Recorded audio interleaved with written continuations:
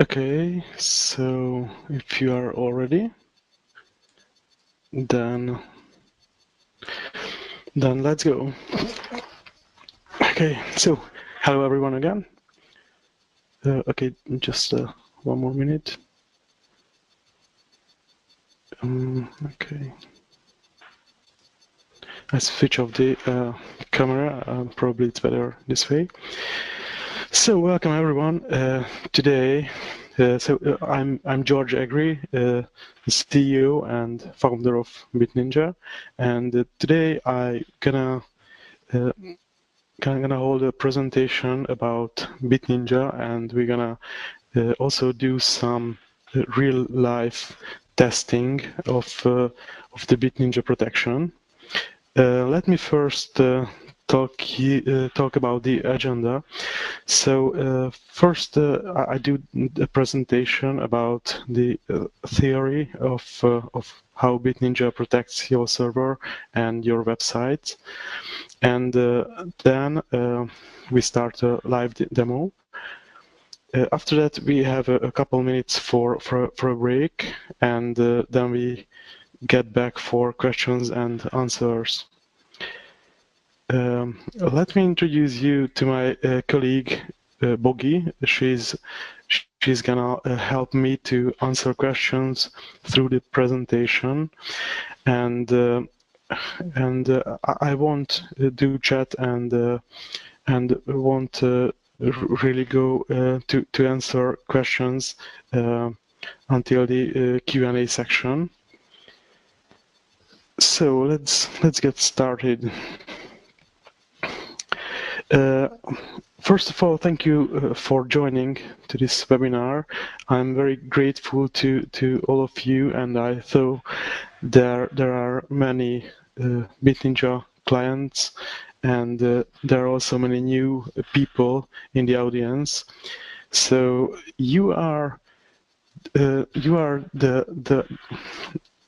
small part of the web hosting community who really cares about server security. So let me congratulate to you that you are on a very good road and a very nice way to achieve security. Let me tell you first what BitNinja is in a nutshell for those who just first met with it and don't really know it deeper. So basically, BitNinja is an easy-to-use, all-in-one server security suite that you can install on your server, and it will provide protection for your server and all the websites on your server as well.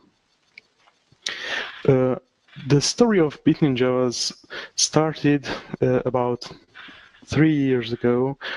I have a web hosting company. I started it about 14 years ago, and we had a lot of problems with attackers and hackers who compromised our clients' websites. You know, there are a lot of WordPress users. 20% of all the websites are powered by WordPress. So there are a lot of attacks and defaces against these CMSs.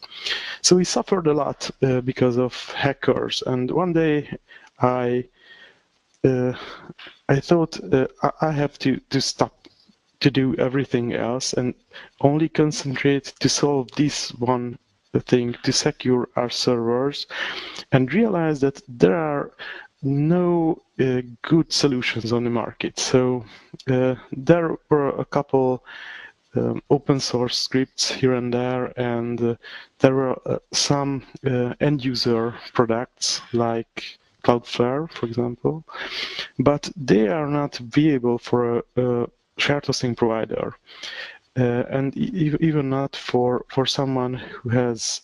So it's not enough, basically, because there are many other exploitable vulnerabilities. Not only the web is the only one. So we decided to find a solution somehow, and built some scripts, some in-house scripts. Eventually, they were doing a quite good job, so we realized that probably we are not the only one with this problem, and started BitNinja as a product. And now, as we have BitNinja, we realized this is not only something that is good to have, but this is an advantage. A couple of weeks ago, GoDaddy decided to acquire a well-known server security company called Sucuri. They bought this company just to make sure to secure all of their clients' websites. Why?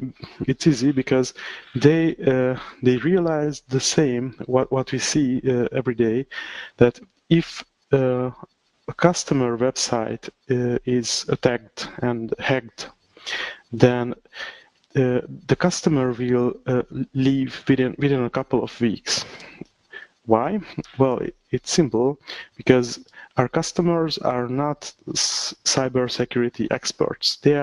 Most of them are not even IT experts. They just end users, and they need solutions.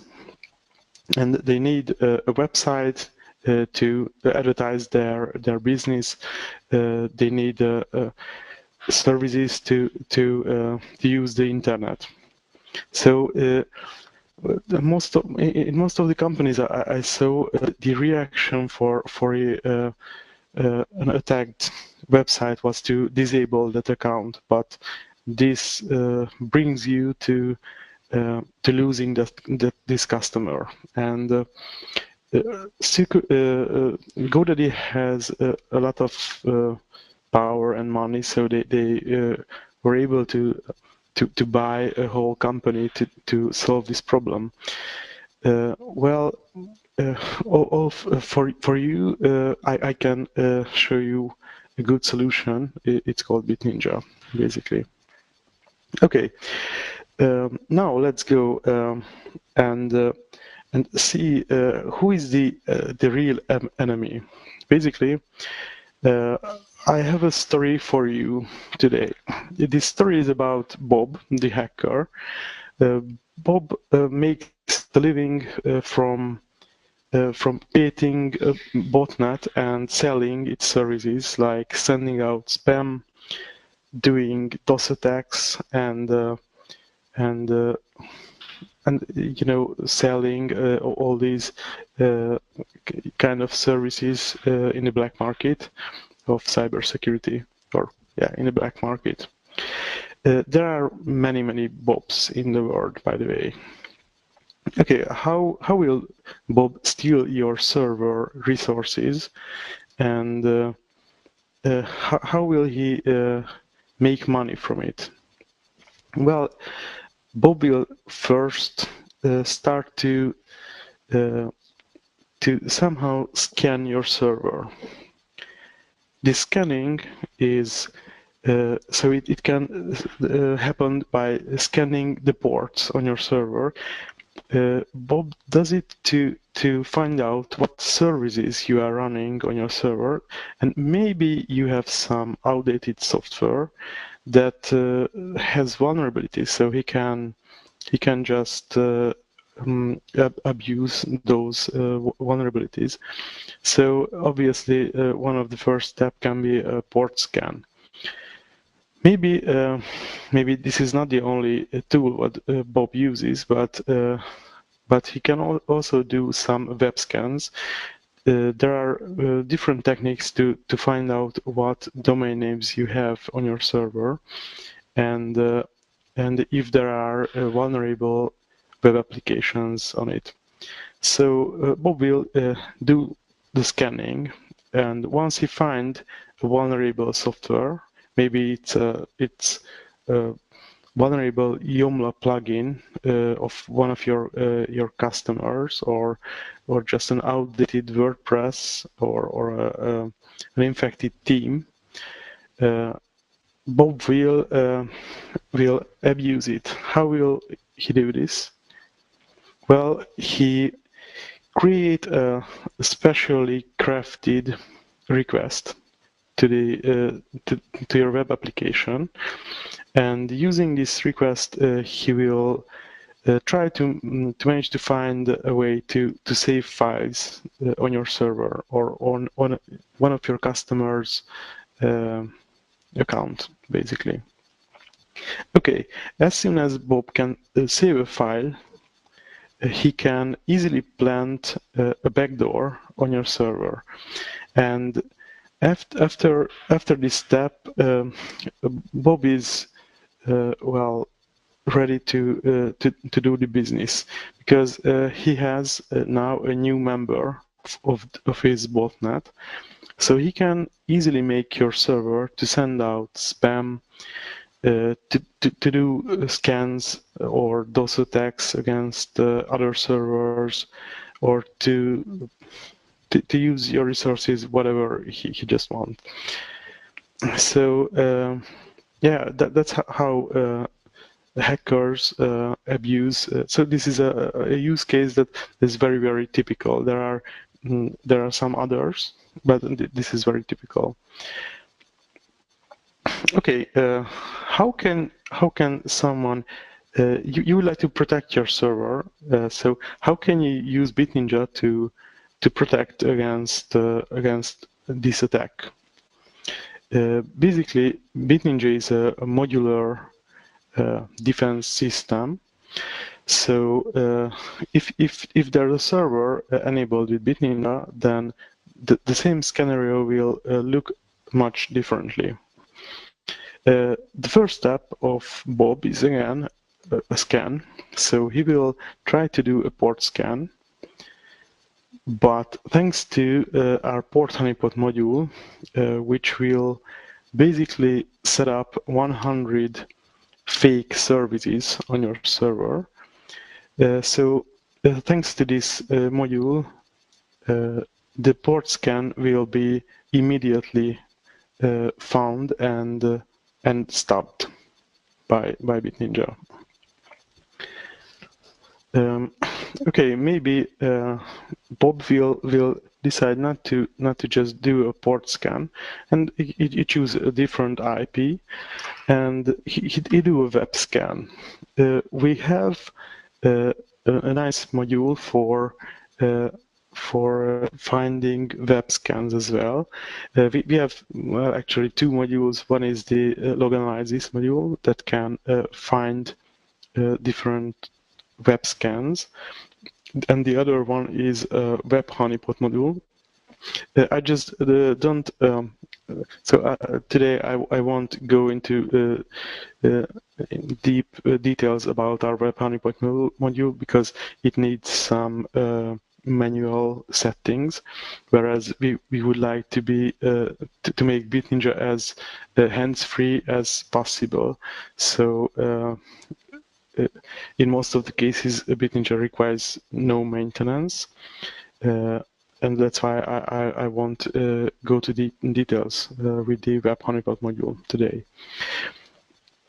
Okay, so okay, let's say Bob realized that his IP was cached by BitNinja. He may try with many other IP addresses, but thanks to our IP reputation list, we have a very large knowledge base about the IP addresses in the whole world. We have 500 gigabytes of IP reputation data, and it means well, we have like 20 million IP addresses, so we have information about 20 million IP addresses, and when you're a BitNinja user, this whole information will work for you. So how it will work for you? This is our dashboard, what you can see currently, and on the dashboard, you can see how BitNinja is streaming new IP addresses and also removals of IP addresses in this green zone. So here you can see how the new information is distributed to your server. In the red rectangle, you can see how you can search for a given IP address. So you can search for it and find out what logs and what details we have about that specific IP. And when you search for it, you will see all the detailed information. Here I have a orange square, or sorry, a circle, where you can switch on and off the details of this incident. So this is how our IP reputation list is integrated, and well, why is it so important? So earlier, people used IP reputation in a much different way. So most of the IP reputation lists were basically blacklists, and well, we at BitNinja don't really like blacklisting. Why? Well, there are many reasons for it. First of all, if you blacklist an IP, then you lose all the further information you could gain from that source of IP. The second one is you may have false positives, and if you blacklist an IP, then and it has a false positive, and that there is a visitor who want to access your web server, for example, then with blacklisting you lose all the chance to help this visitor to delist himself.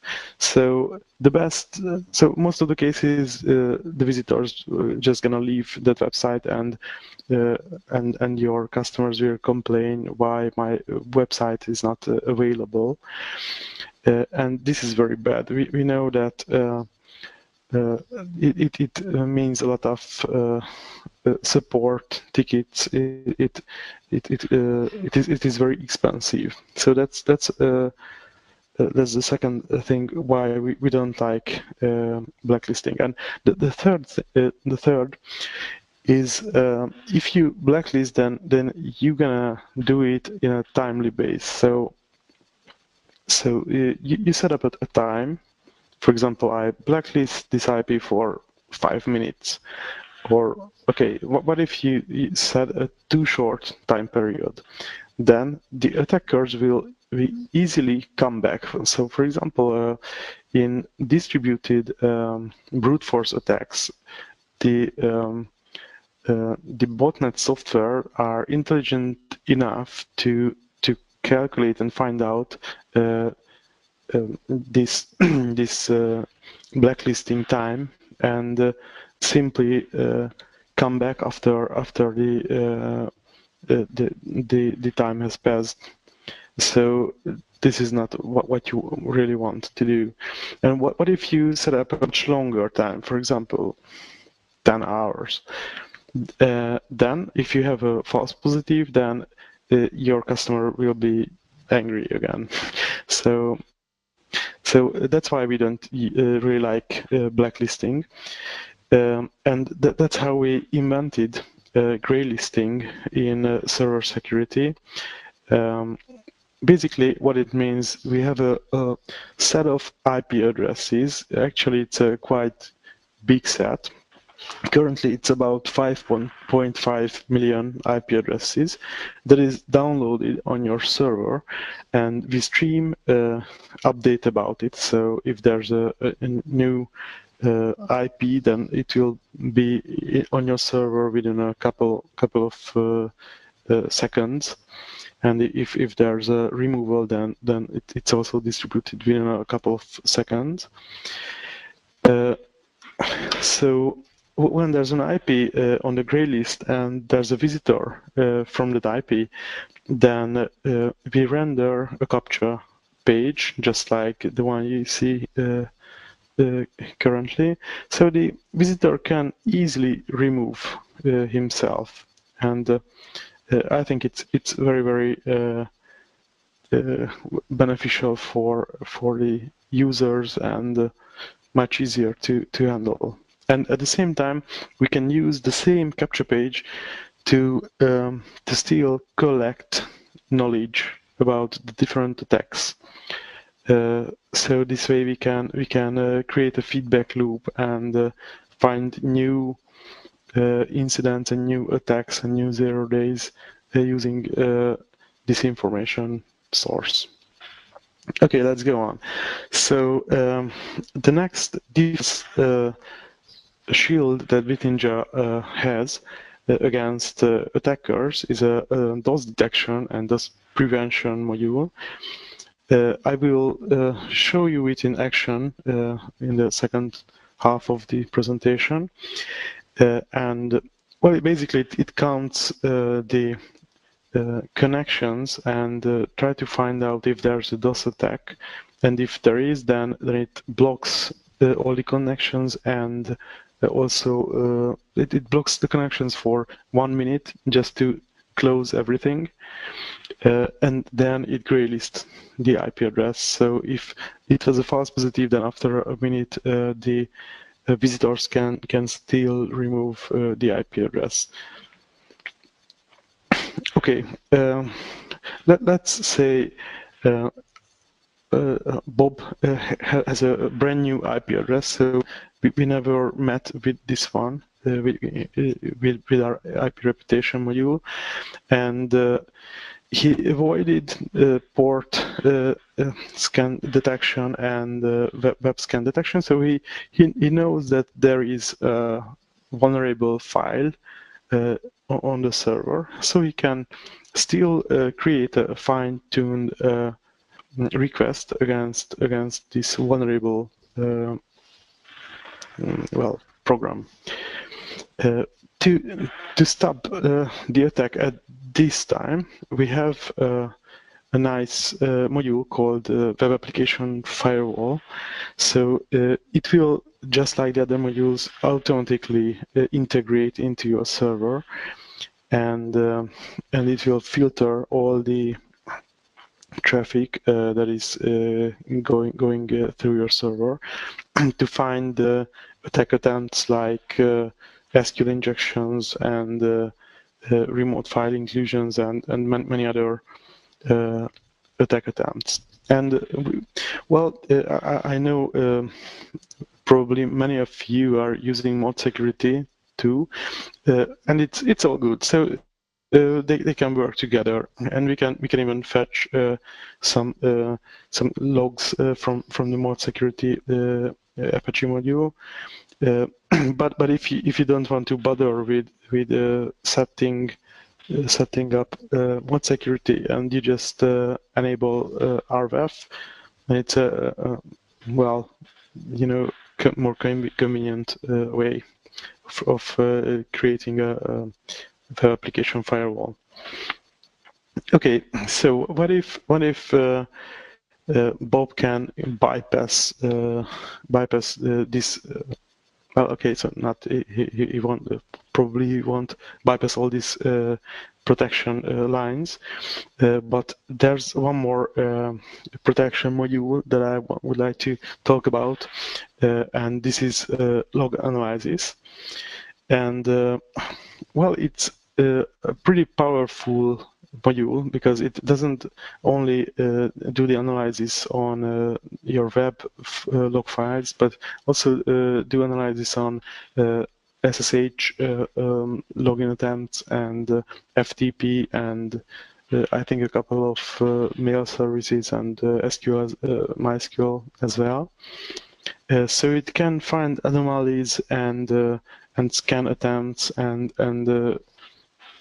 yeah, it's so it has a very pretty low resource usage, and yeah, it's a nice module, good to have anyway, yes. Okay, and this is so here we are at a point where we were talking about pre-active protection. So up until now, uh, Bob was out of the server, and from this point, Bob is in the server, and he can do harmful things. So we have to do reactive protection. Um, how can it happen? Well, it can. That there are several use cases. For example, I know many cases when the user had some malware on their computer, and the malware was able to read login information of FTP connections, basically, and using these credentials, the attacker was able to upload malware to the server. So this way, the attacker was able to bypass all these modules and simply save uh, uh, malware on the server. Okay, what can we do in a reactive fashion? So we are experimenting with a new technique. Well, we call it PHP behavior analysis. Basically, this is a patched version of PHP that will be able to find out and analyze the running PHP process and can see into the call stack and all the active variables and do analysis and can set up rules based on this behavior. This is a very new thing, so it is not yet available as a public beta, but in this quarter we are working hard to make it available as a public beta, so you can test it. It will be very good to so if an attacker can bypass all the protection, then this will help you to find how he managed to do it and send in logs to us using this module, and we can create a feedback loop here as well to speed up creating the different protection mechanism. Okay, let's go on. So the next module that you can use as a reactive module is the malware detection. So when there's a file change or a new file was created on your server, the BitNinja malware detection will analyze the file and automatically quarantine the file, or there's an option to change it automatically to a web honeypot. So this way, it will be a new trap for the attackers. Yes, this is a nice way how the different BitNinja modules can work with each other. I will show all of these modules soon in live. Yeah, and the last module is our outbound web application firewall. This is also a pretty new module. We just released it a couple of days or where the agent was released last week, and the admin panel part was released yesterday, so it's very new. It can analyze the outbound traffic of your server and can help you to find related files to that bad traffic. Basically, it uses the same engine as the web application firewall, so they share many characteristics, and well, we are still adding new new patterns and new rules to this, and well, this is currently an experimental module. Okay, right. So this is the BitNinja ecosystem, and this is how we can help you to protect your server and your websites. And as most of you know, this whole protection is has a fairly good pricing. It's just $30 per month per server. Okay, so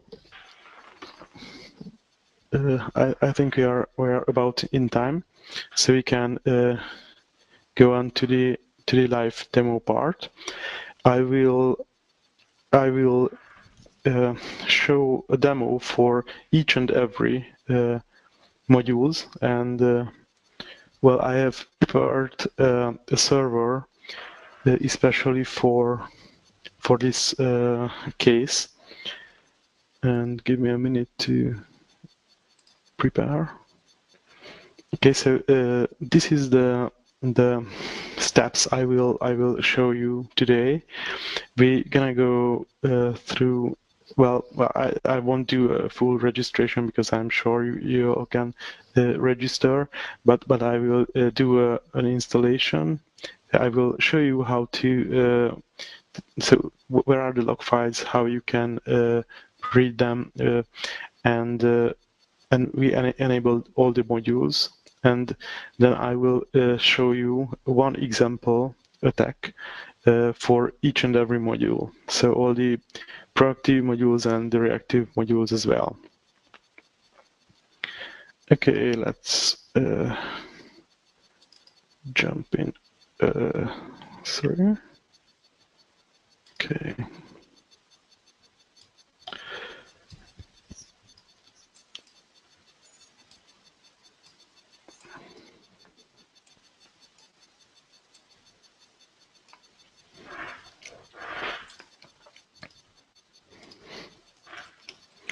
Okay, so, well, basically you can register here. You can, well, it's just a name and an email address. You receive an email, you click on the link, and then you set up your password. And that's the basic registration process. And you get a 7-day trial for each and every server. So it doesn't matter when you install it. So if you register today and you install it a week later, or you have 9 servers running and you install one more, then you still get the 7-day trial for every new servers. After you register and log in, you will see this screen that says, "Hey, you have no servers installed yet." So let's install a server. The easiest and most convenient way is to just copy this one line of code. Well, if you want to do automated installation, then you can learn more about the different distributions. But in most of the cases, this one-line installer is the easiest you can do. Okay, I have 2 servers here. Okay, so I have a victim and an attacker. The victim server, well, basically this is the one that will be protected by BitNinja, and currently it has not much. Well, it has only a couple of, okay, an Apache is running on it, and SSH agent, and I think that's all. And the attacker is a virtual server running on my desktop computer. So I will carry out the attacks from this virtual machine. And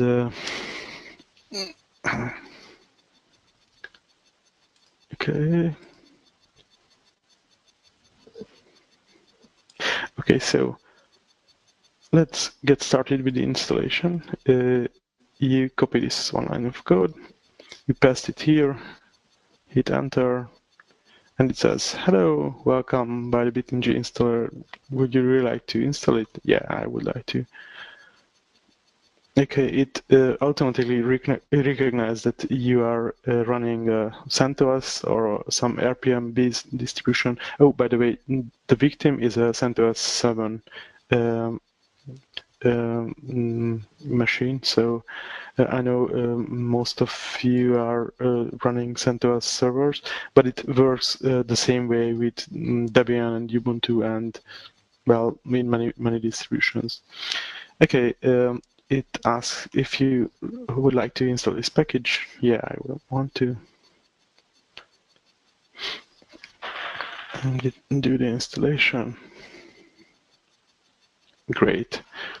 Congratulations, you are ready. Let's see in htop, or rather you can say okay, so here we are. So all the BitNinja modules, the default modules started, and well, don't worry about that. The VEF and the outbound VEF and all the other default disabled by default modules are also running because they are doing nothing. They are just listening. They are ready for be switched on, basically. Okay, so BitNinja is up and running. It's great, cool, isn't it? We are protected this server with BitNinja.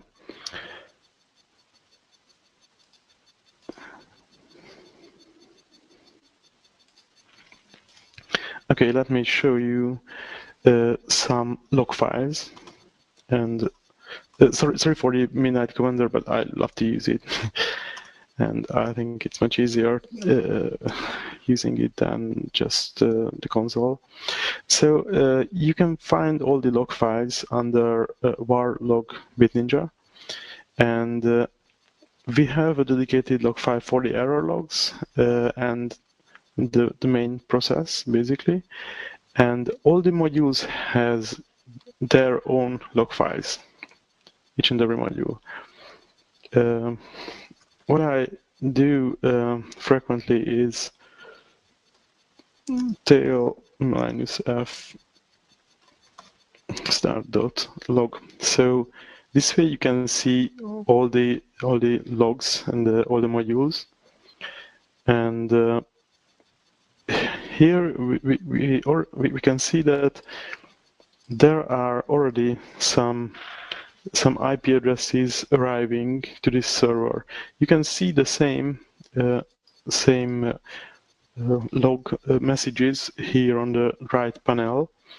So this is basically the stream of IP reputation updates. You can also go to a specific server and say logs, and here you can see the same log messages. Well, it's basically filtered to show error logs and IP reputation updates. And okay, for the other tabs, I will show you a bit later when we have some incidents to talk about and to show. Great. So they are the log files. Let's enable all the modules of BitNinja. So we have a dedicated menu item for managing the modules. Well, in the next couple of weeks, well, I guess within 2 weeks, it will be integrated into the server's view, and we will have a new layout for for this page where you can manage all the modules with the server, but it still does the job. Okay, activate the malware detection module. It's switched on. Easy. Great.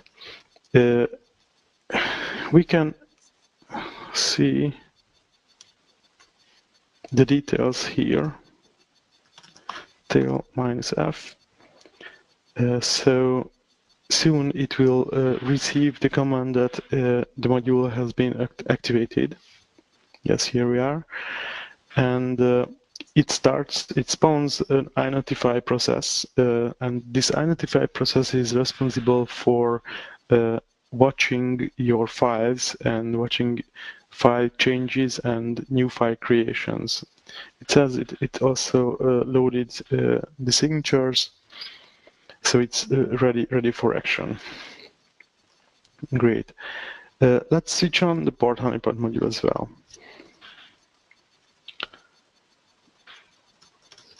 Okay. Okay, port honeypot will be activated soon as well.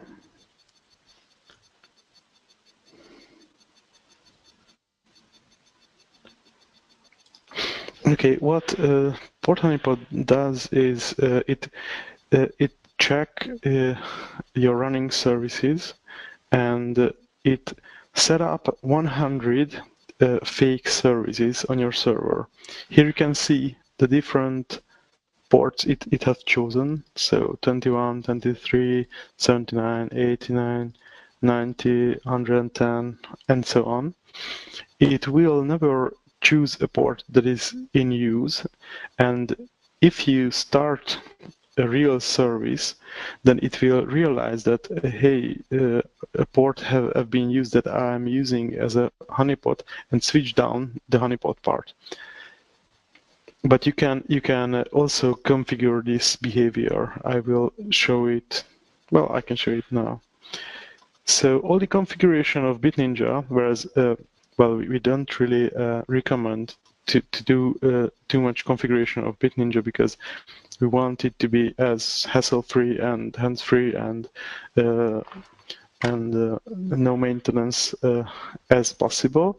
But still, we have configuration files, and all this configuration will be soon available on the admin panel. So you will be able to fine-tune all the modules from the admin panel, but it takes a couple of months. So here you can find all the modules, and you can do configurations. Let's see the port honeypot module.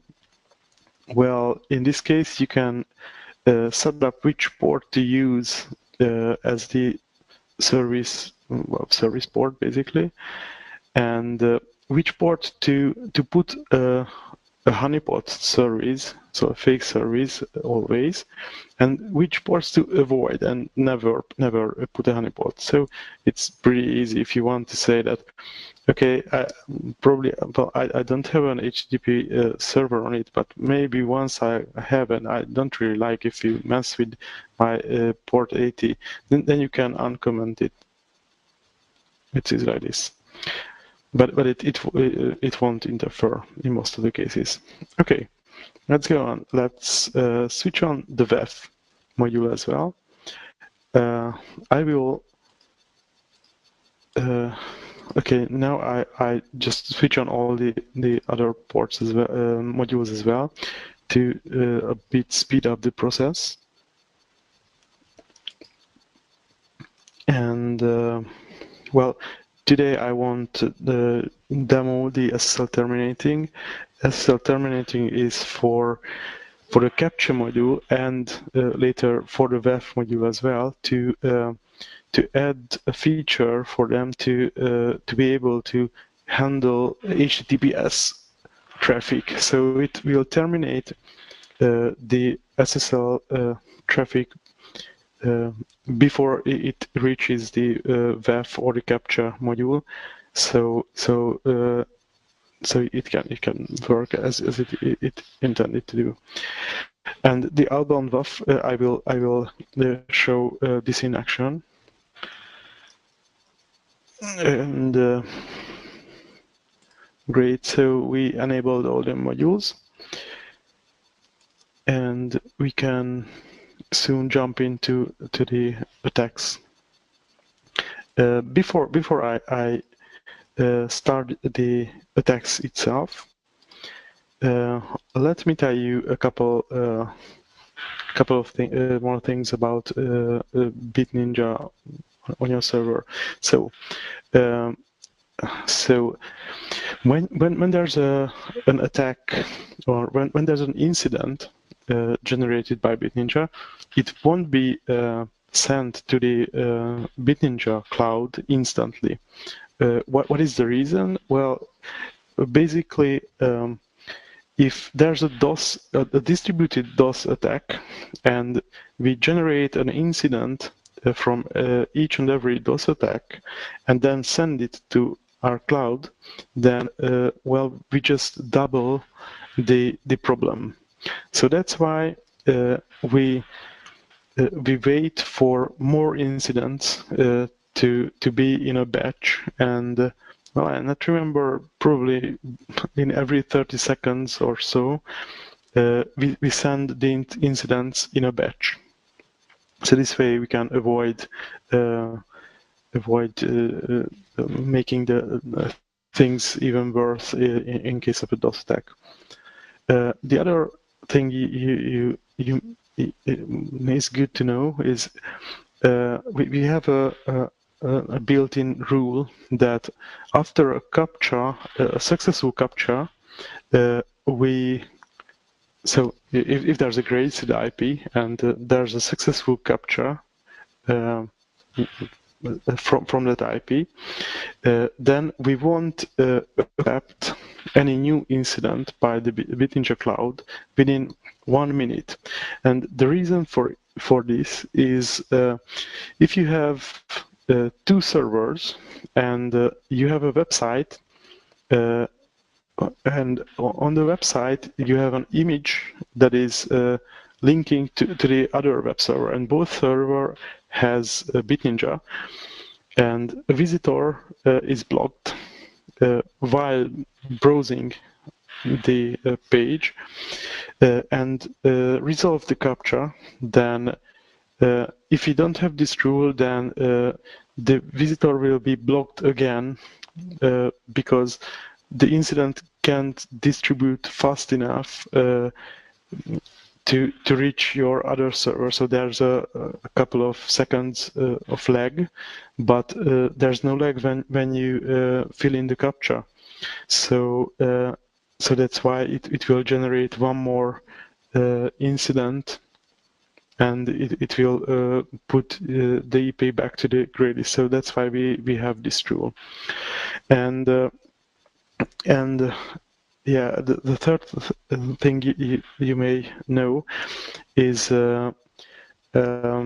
we have a so-called anti-flood module. This module has its own log anyway. So this module is responsible for getting information incidents from all the other modules, and it will count how many incident was introduced from a single IP. So, for example, if there's a port honeypot incident, and then there's a WEF incident, and there's a DOS incident, and a couple more captcha incidents. After 15 of these incidents, the IP address will be put to blacklist. And why we chose this is if there's an attacker and he's experimenting and always remove himself from the gray list and try this and try that, then this way we can stop the attack. And that's why I have to restart BitNinja after every attack, because BitNinja was prepared not to allow experimenting with him. So so it will detect that hey, someone is trying to play with me, so I will block that IP. That's why I will restart BitNinja after every attack and after demoing every attack. Right. So let's jump in. Okay, and our first module that I show in the demo is the port honeypot. We have already activated it as I showed before. So port honeypot is able to find a port scan. Basically, port scan is very easy to do. The nmap program is a very sophisticated program that can do port scan. So let's run a port scan against our victim server, but let's see the logs as well. Oh, one more thing about the victim. So this server has two IP addresses.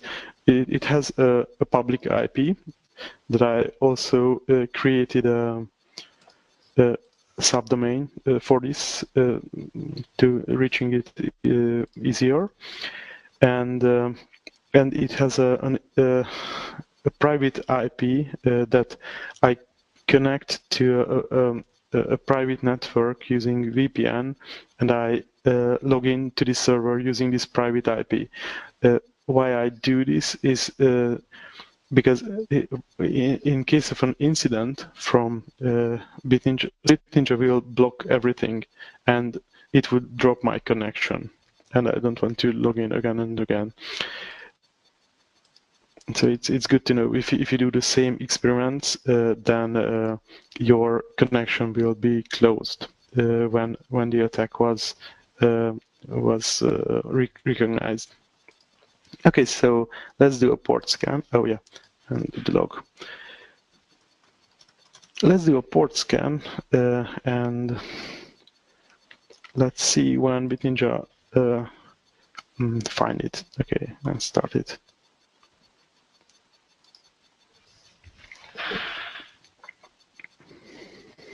Yeah, here we are. So BitNinja recognized that there is a port scan, and it switched immediately on. So put the attacker to gray list and disabled all real ports and enabled only the fake ports. Okay, what you can see here is 15 open ports. Why 15? Why not 100? So as I told, BitNinja put the IP to gray list, and every port opening was a new incident. But this incident was also sent to the anti-flood module, and after 15 incidents, it blocked the connection. So it just blacklisted basically the attacker, because opening a couple of ports is okay. It's just a matter of gray listing, but more than 15 is so it's an evidence that there's a port scan, and this is a malicious activity. So what the attacker can see, hey, this server has a lot of different services running. What the hell is it? How can it happen? So he cannot be sure which one is real and which one is not real. And still, if we want to ping the server, then it won't answer because yeah, the host is unreachable because it have been blacklisted. Great, and we can see the same information if we search for the IP, so here we are. Here we have all the incidents from the attacker IP. Great.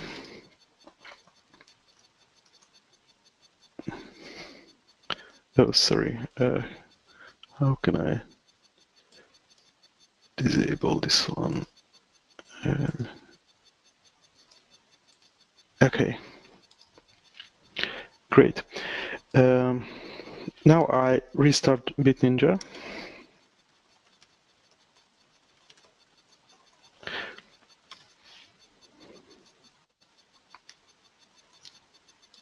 And before I, so no, I, oh, okay, I also remove the IP from the gray list. Great. And the next feature I would like to show you is the IP reputation module. So as soon as BitNinja was booted up, we can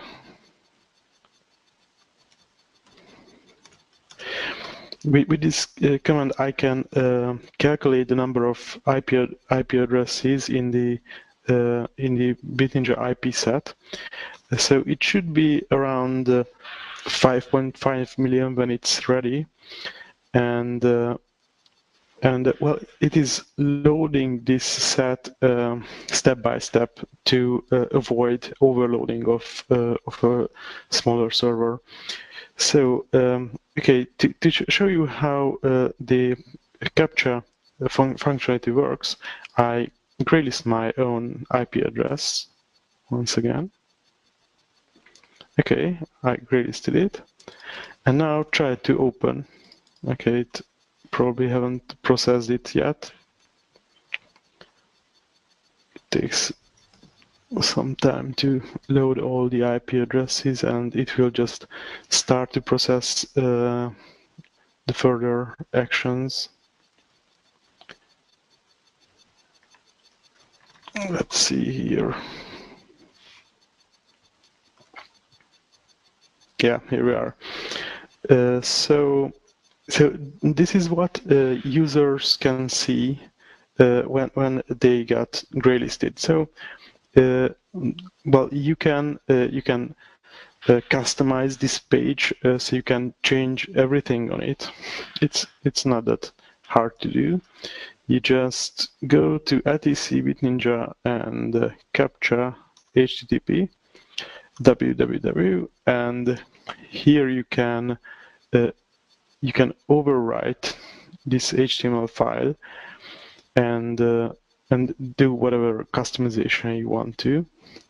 We also have a quite good documentation site, and the best you can do is to come here to the CAPTCHA modules, to the HTTP CAPTCHA, and you can see you can read more about the customization here.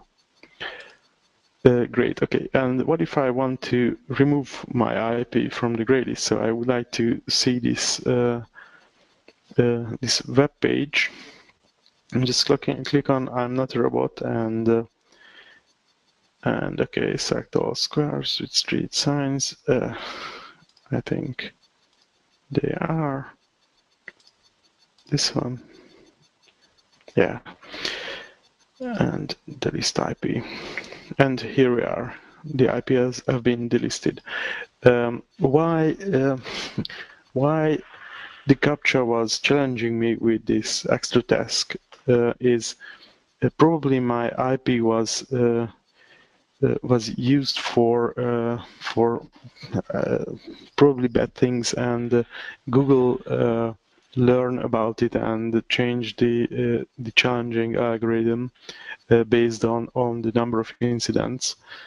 But it's completely good because we want to avoid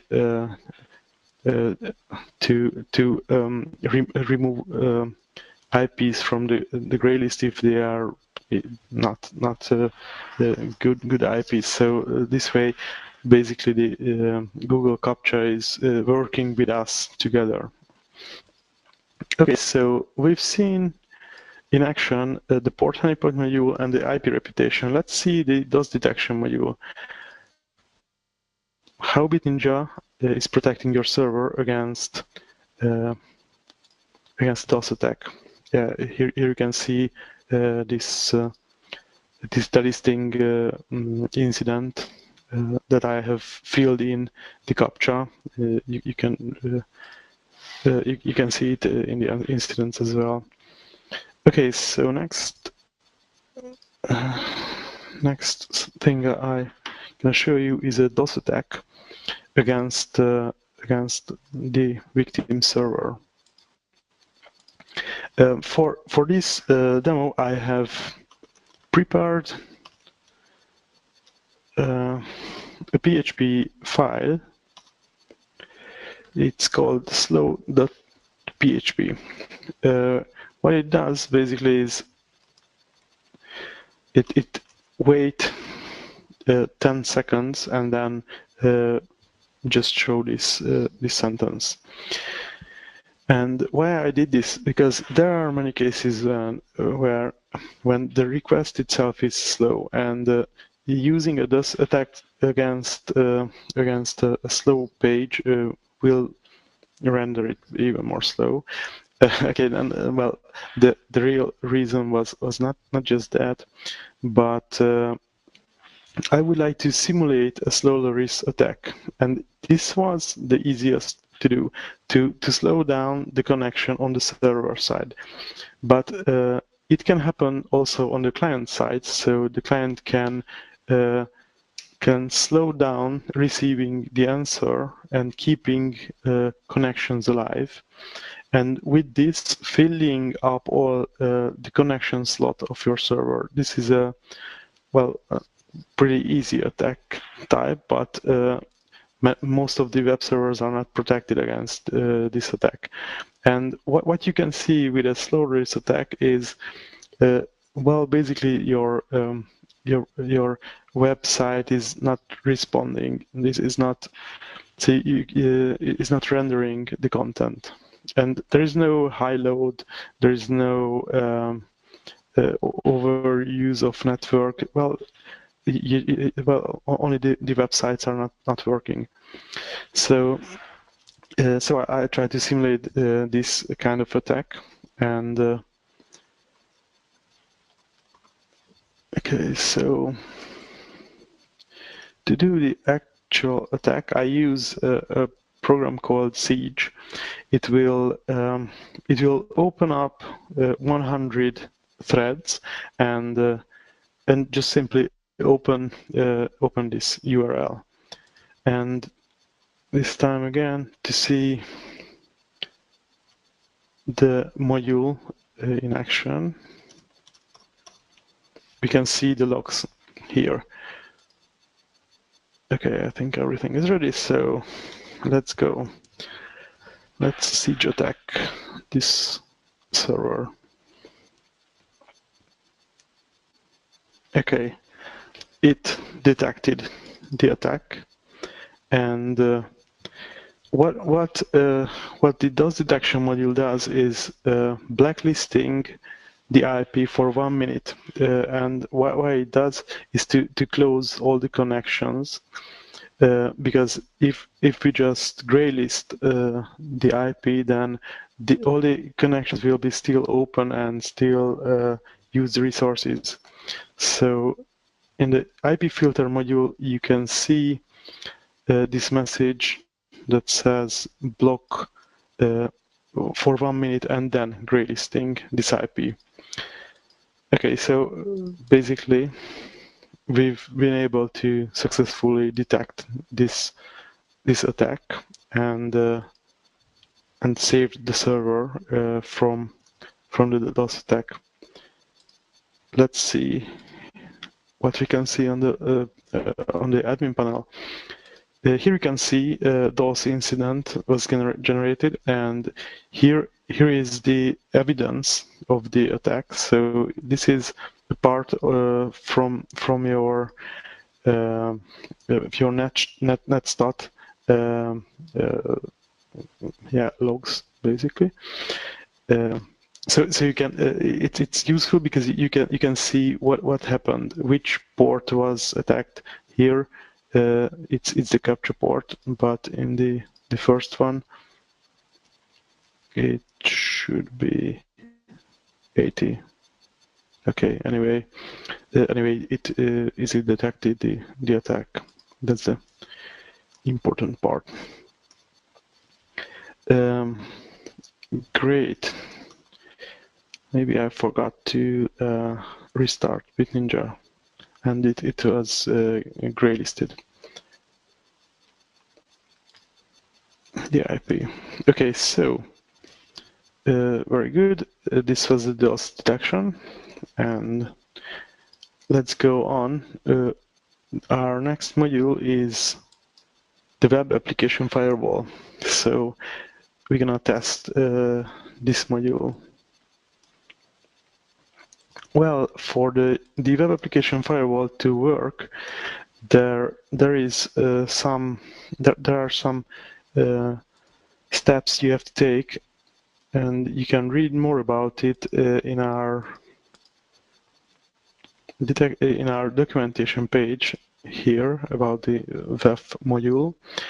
So, well, for the WEF to work, well, the WEF itself will work if you simply enable it.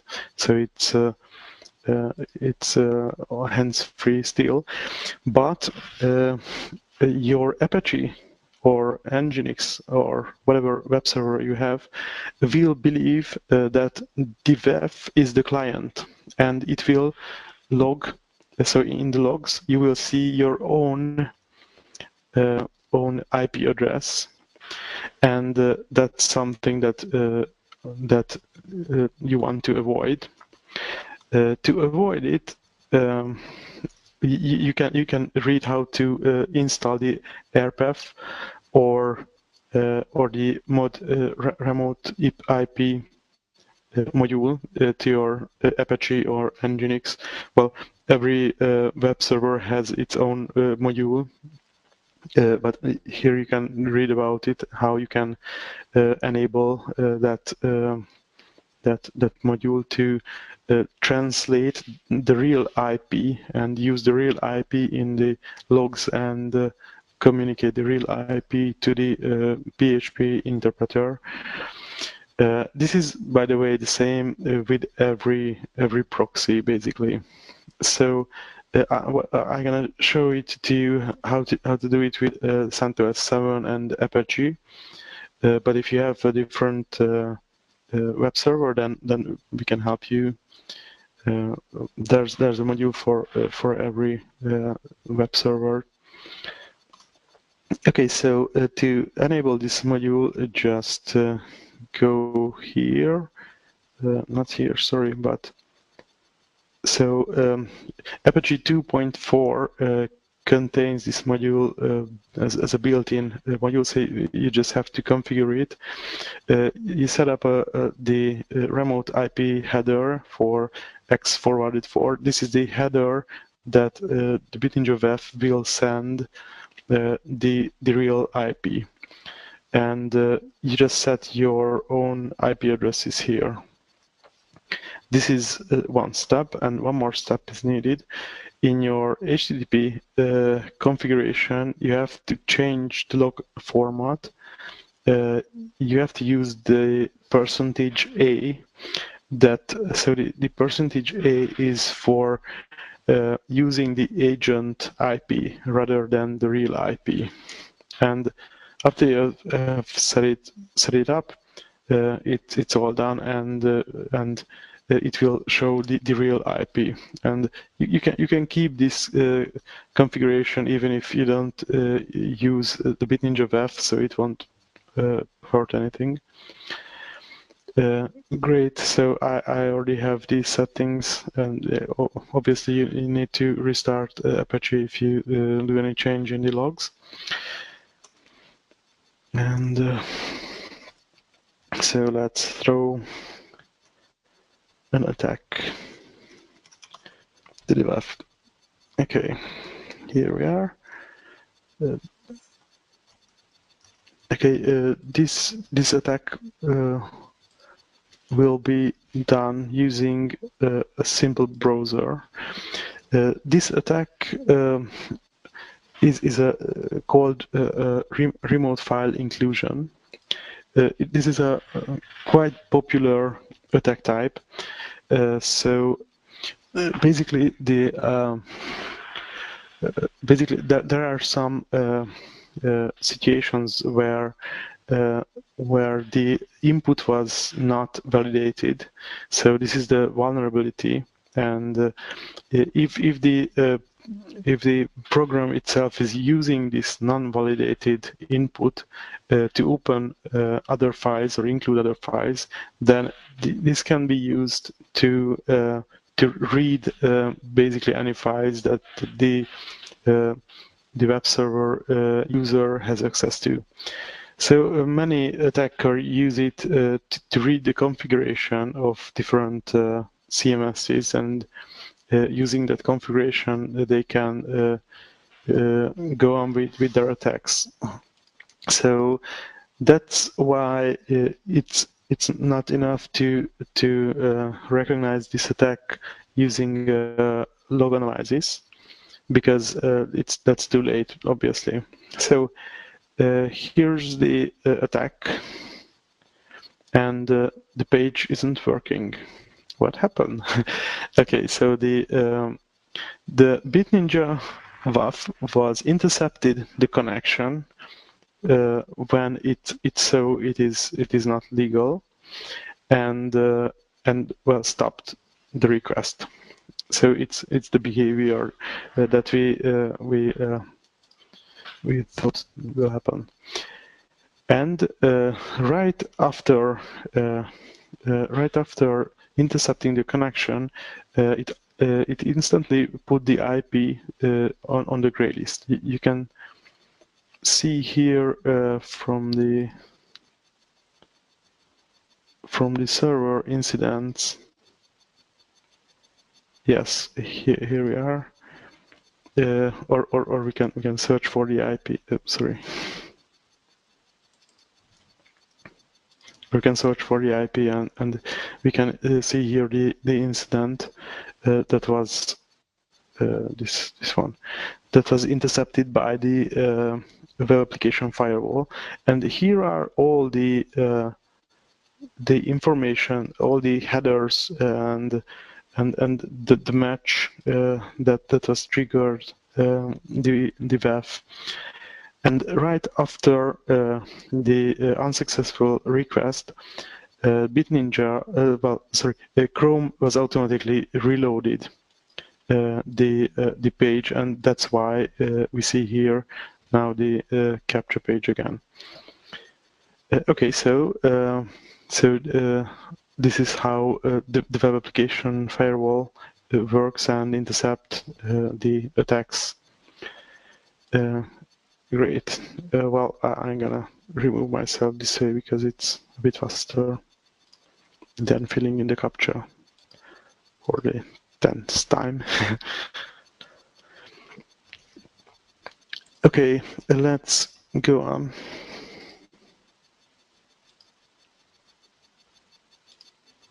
Yeah, here we can also see this incident.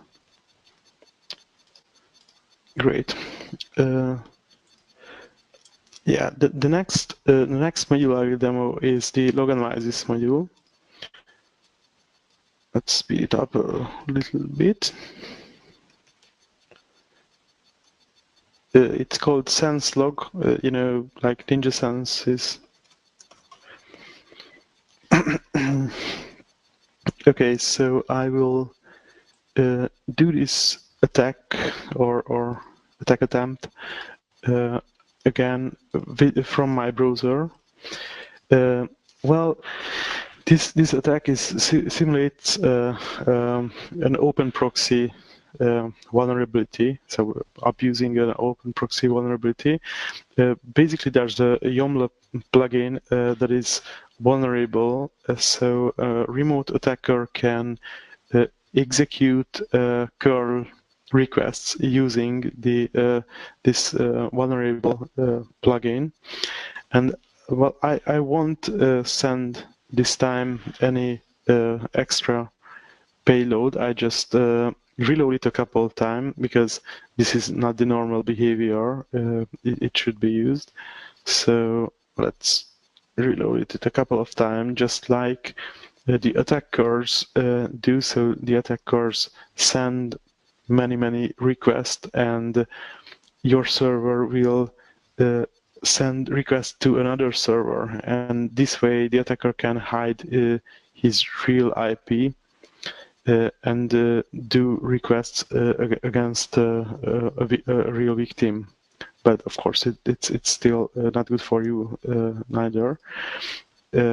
Okay, so the log analysis module was able to easily find this attack, and we can see it here as well. Here we are.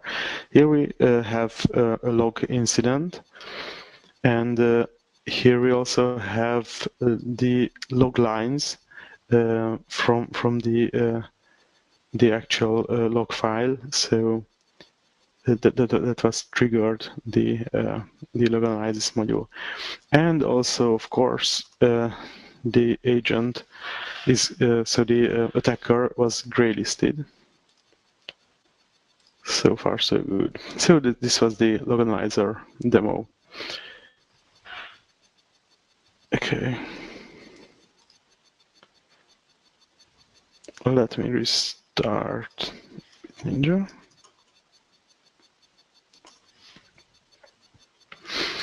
And okay, we have seen all the modules that can help you before the attacker hits your server, and so they were the proactive modules.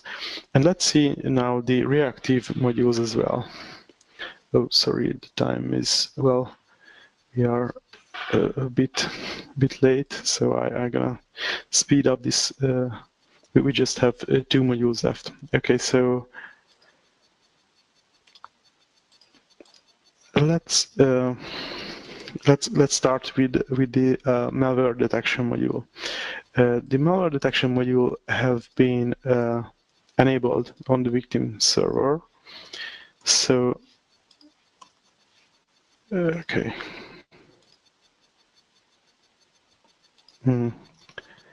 Well, I have some connection issues with the victim. It's interesting.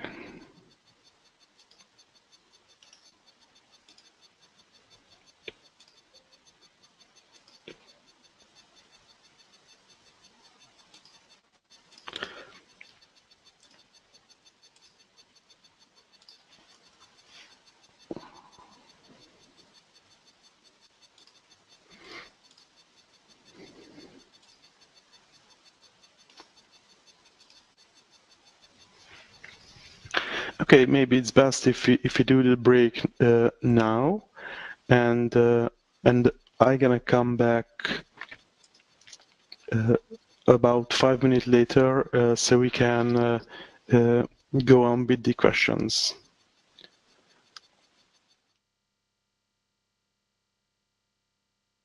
So, hello everyone again. Thank you for the break. And let's finish the presentation.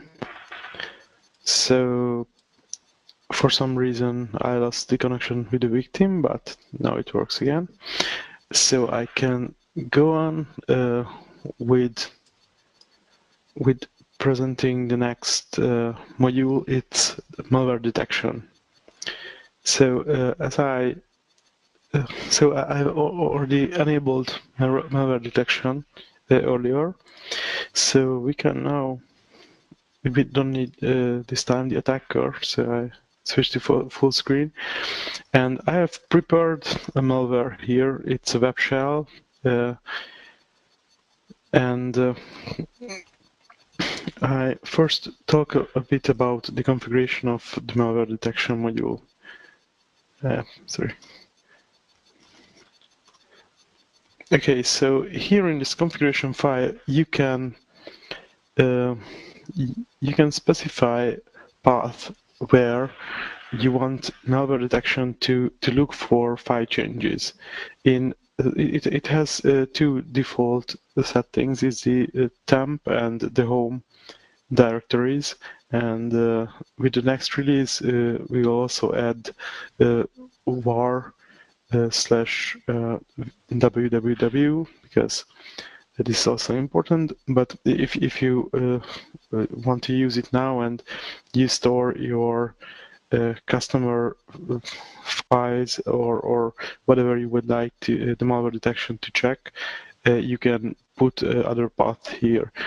Why we don't put simply the root directory here is because it's not a good idea to run malware detection on database files, for example, because every time it changes, it will do a scan on the whole file, and database files are changing very frequently. And there are also some other cases, for example, email temporary files and many more, that is not a good idea to constantly run the malware detection on them.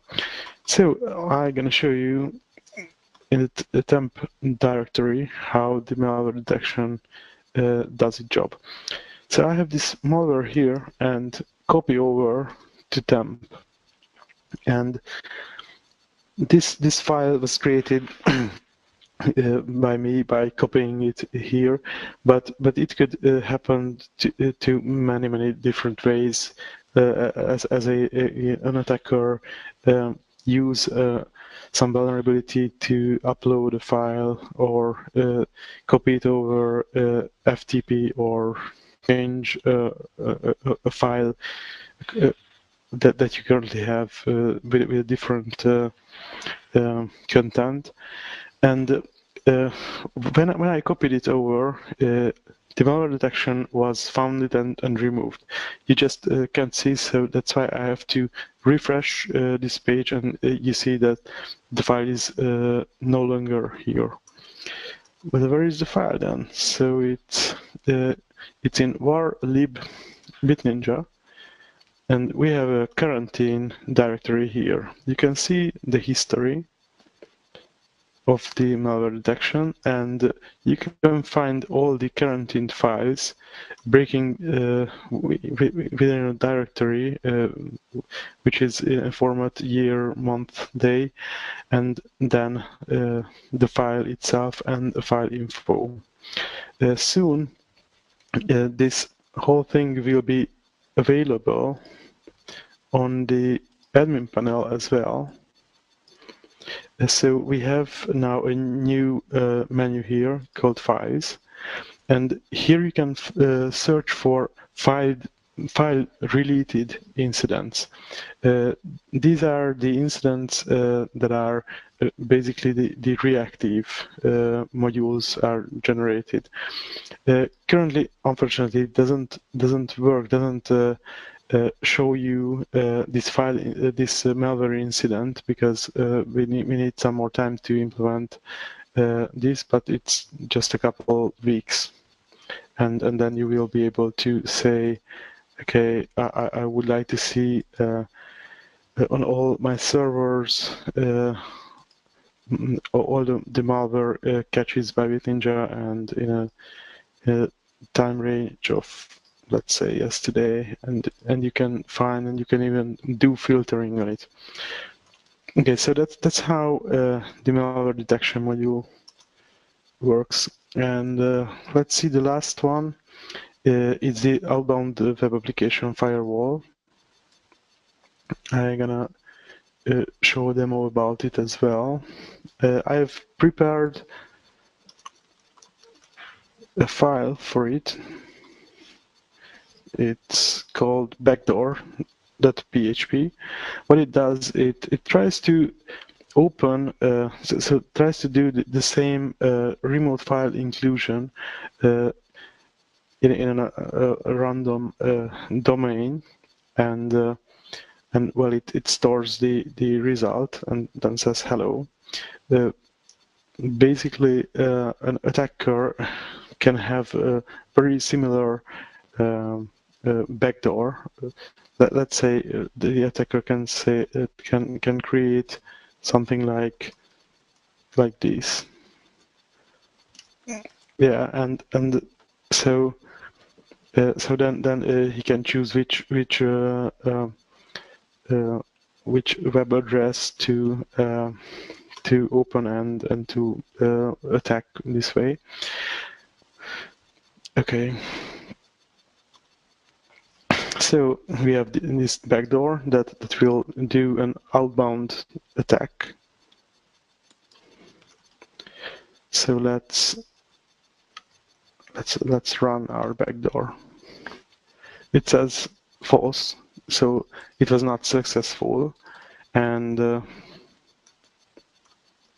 let's see what BitNinja was able to find about it.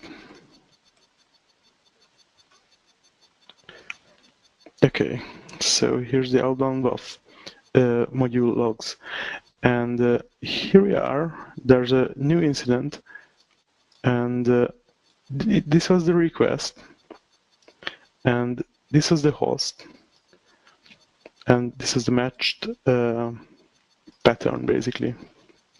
And you can also say see this incident here on the admin dashboard if we look for outbound web requests, and let's do filtering.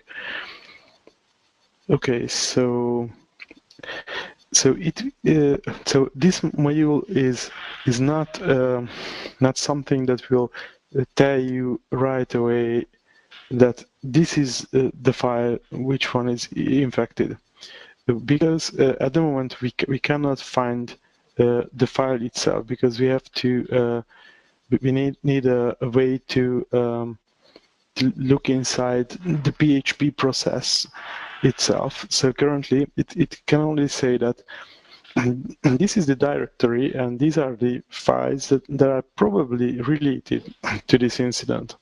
But I think it's also still quite good, because then we can learn more about this incident by clicking this magnifier, and we can see the request itself and the detailed information about this attack attempt, and we can also see the process that was doing the request. And in many cases you can find out a lot analyzing this process information. So basically that's all I wanted to show you today, and now I think we are ready for the questions. So I can show you anything you would like to know, and I ask my colleagues if they can send me any questions that I can answer now in live.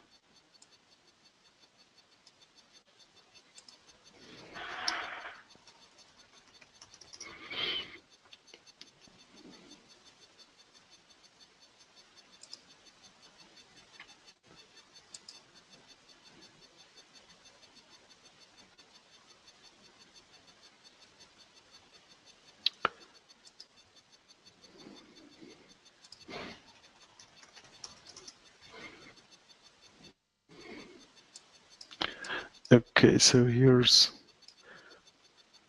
the first question. But what if I use other security solutions on my servers now? Is it compatible with CSR for mod security, for example?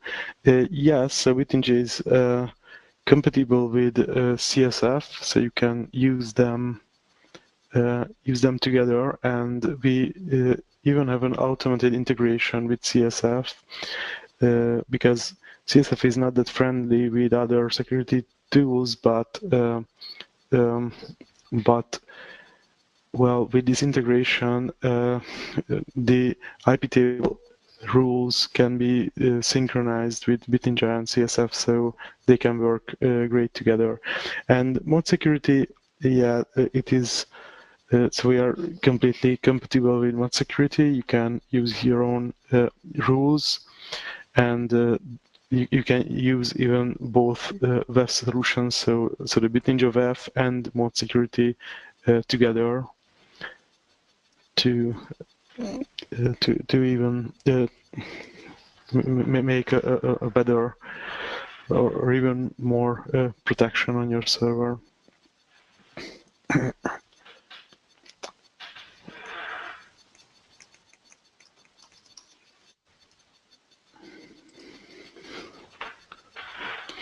Okay, so I got lots of attacks from China. Is it possible to ban whole countries or ranges for a limited time? Yes.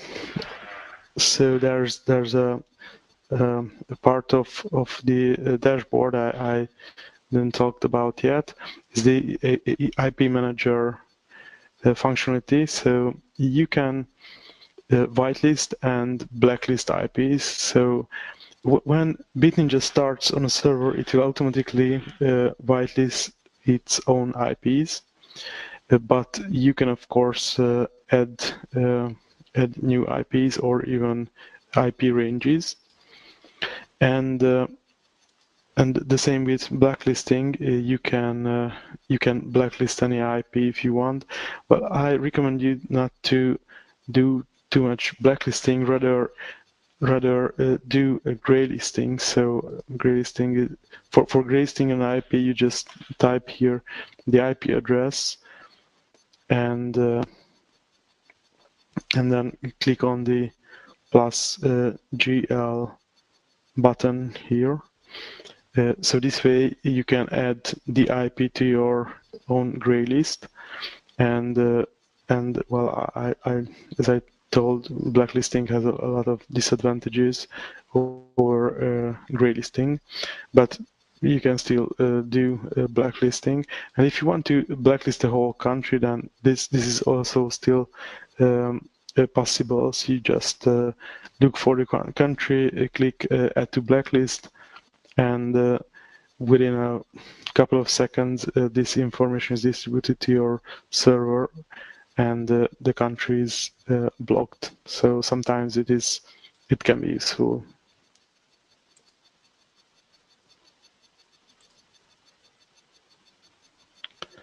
Is there any other questions?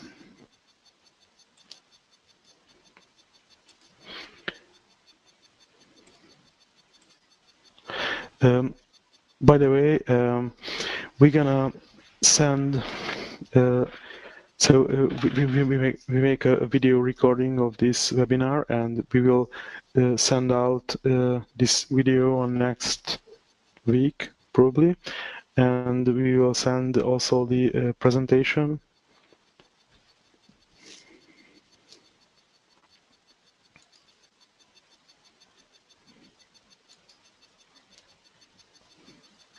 So what was the events log panel on the dashboard?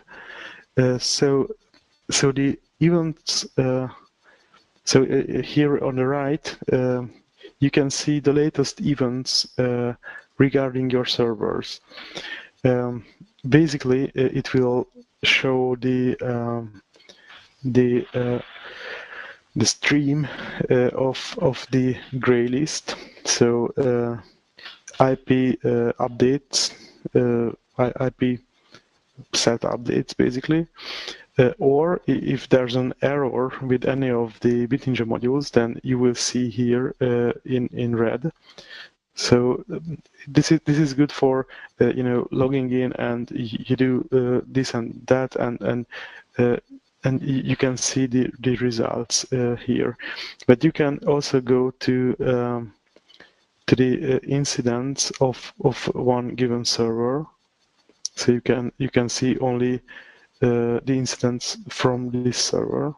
For example, here you can see a port honeypot incident. The attacker tried to probably find out if it's a real shell, or is it a Cisco device, or some Linux shell.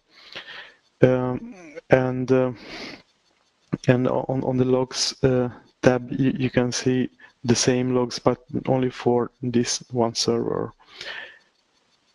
Yeah, well, there are many useful analytics, by the way. I cannot show too much here because this server was just installed yesterday, so we don't have enough information. But when you have a real server, you can see very interesting charts here. You can learn which day was the most busy day, and what events were thrown against your server. Yes. Okay.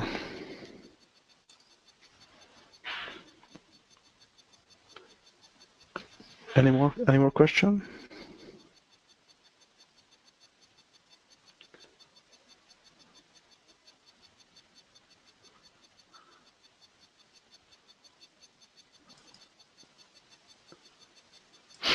The admin panel looks useful. Does it support companies with several location teams permissions? Yes, you can manage your this is a multi-user system, so you can add your users, and you can define a role. Well, we have some predefined roles currently, and you can set a role for a given user. After you add a user, you can send out a password reminder, and so they can log in with their own usernames. And if you have many servers, then you can create here groups, and you can list the servers which are part of this group. So and you can even use these groups to add to set a user that this user can manage all the servers in this group, for example. So you can set up rules like this. This is useful if you have more than 10 servers. But this is a useful feature of the admin panel.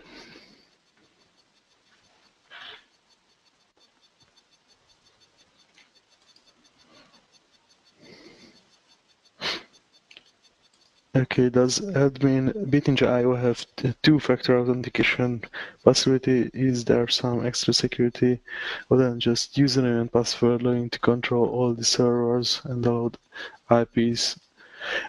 Well, at the moment, we don't have, but we have plans to introduce two-factor authentications. Yeah, so we have it on the roadmap. I can't promise you a deadline, but we have it on the roadmap.